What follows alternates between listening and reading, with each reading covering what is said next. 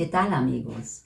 Vamos a continuar con el tema de hoy. La palabra se hizo carne y habitó entre nosotros. Cristo, siendo de condición divina, no retuvo ávidamente el ser igual a Dios, sino que se despojó de sí mismo, tomando condición de siervo, haciéndose semejante a los hombres. Esto está en Filipenses 2, 5 al 7. A los cristianos se nos dice frecuentemente que vivimos desencarnados, es decir, que no tenemos los pies puestos sobre la tierra, que por pensar en las cosas del cielo olvidamos las cosas de este mundo. Sin embargo, nuestra fe tiene como base la encarnación, Dios que se encarnó y se hizo hombre. En los últimos tiempos, la Iglesia, en documentos importantes, vuelve a recordar con insistencia la necesidad de inculcar el misterio de la palabra encarnada. El Hijo de Dios se hizo verdaderamente hombre y entró en nuestra historia humana. Como consecuencia de la encarnación de Dios, la Iglesia de todos los tiempos ha de saber encarnarse en las circunstancias de cada época y asumir las aspiraciones y angustias de los hombres. Que la palabra se hizo carne significa que el Hijo Eterno de Dios, al tomar un cuerpo de carne, hizo suya toda la condición humana. Es decir, se hizo semejante a nosotros en todo, menos en el pecado, que asumió una carne pecadora sometida a todas las circunstancias alegres y dolorosas de la vida humana. Sin embargo, tomó nuestra carne mortal para vencer a la muerte y con ello vencer también al pecado. Los cristianos tenemos una afirmación radical que nos distingue de todos los demás. Jesucristo es Dios y hombre. Esta convicción nos proviene de la palabra contenida en la Sagrada Escritura. Todo el prólogo del Evangelio de San Juan nos hace contemplar la gloria de Dios que se manifestó aquí abajo en Jesucristo. Y en él apareció la bondad y la amistad de Dios hacia los hombres. La palabra se hizo carne para que nosotros llegáramos a ser hijos de Dios. Se hizo nuestro hermano para que todos fuéramos hermanos y nos amáramos fraternalmente. El amor y la obediencia del Hijo al Padre Celestial y su amor a los hombres son tan grandes que siendo de condición divina se despojó de sí mismo, tomó la condición de siervo y se hizo semejante a los hombres para rescatarnos del pecado y de la muerte. Así está en Filipenses 2, del 6 al 7, en Gálatas 3, 13 y en Romanos 8, 3. Sin que por ello perdiera su naturaleza divina ni perdiera su comunicación interna y continua con su Padre. La persona del Hijo se despojó, entró en las dimensiones de una existencia humana y quiso vivir como los hombres en una semejanza completa, con excepción del pecado. Este misterio de la encarnación se nos presenta en la revelación como el gran regalo de Dios, como la presencia de Dios en la historia, como el germen de salvación. Sin embargo, no es solo la manifestación que Dios hace de sí mismo para que los hombres lo conozcan, es el compromiso de la persona del Hijo en una vida humana para redimir a la humanidad entera.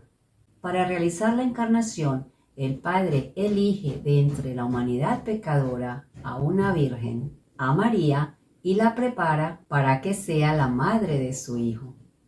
La enriquece con esplendores de santidad y la hace saludar como la llena de gracia. Y por obra del Espíritu Santo realiza en ella la encarnación de su Hijo. Por eso la maternidad virginal de María manifiesta que este niño es el Mesías. Será santo e hijo de Dios, como está en Lucas 1:35.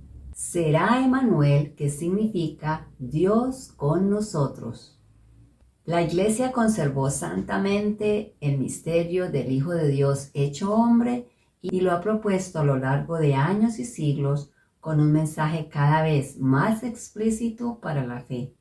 En el símbolo niceno-constantinopolitano que se recita en la celebración de la Eucaristía hasta el día de hoy, confiesa a Jesucristo, Hijo de Dios, nacido del Padre, antes de todos los siglos, Dios de Dios, luz de luz, Dios verdadero de Dios verdadero, engendrado, no creado, de la misma naturaleza que el Padre, por quien todo fue hecho, que por nosotros los hombres y por nuestra salvación bajó del cielo, y por obra del Espíritu Santo se encarnó de María la Virgen y se hizo hombre.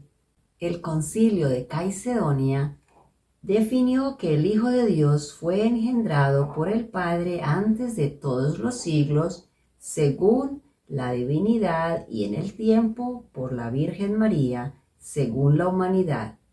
Este mismo concilio enseñó que en la misma persona, en Cristo, se unen la naturaleza divina y la naturaleza humana, sin confundirse, sin cambiarse, sin dividirse ni separarse. Del mismo modo, el Concilio Lateranense IV enseñó que hay que creer y confesar que el Hijo unigénito de Dios, coeterno con el Padre, se hizo verdadero hombre y es una persona en dos naturalezas. Esta es la fe católica que el Concilio Vaticano II, uniéndose a la tradición constante de toda la Iglesia, expresó en diferentes textos. Por su parte, los obispos de América Latina, reunidos en Puebla, han ratificado esta misma fe con los siguientes términos: Dios Padre envió al mundo a su Hijo Jesucristo, nuestro Señor, verdadero Dios, nacido de María la Virgen por obra del Espíritu Santo. En Cristo y por Cristo, Dios Padre se une a los hombres. El Hijo de Dios asume lo humano y lo creado, restablece la comunión entre su Padre y los hombres. El hombre adquiere una altísima dignidad y Dios irrumpe en la historia humana, vale decir, en el peregrinar de los hombres hacia la libertad y la fraternidad, que aparecen ahora como un camino hacia la plenitud del encuentro con Él. Esto aparece en el documento de Puebla 188. Si el Hijo de Dios, con su obediencia total, nos ha dado pruebas de su amor que lo lleva a bajarse y anonadarse hasta la cruz, ¿cómo podemos responder nosotros desde nuestra vida? Procuremos en nuestro diario vivir que Jesús encuentre en nosotros la disponibilidad y pureza de alma que Él vio en María.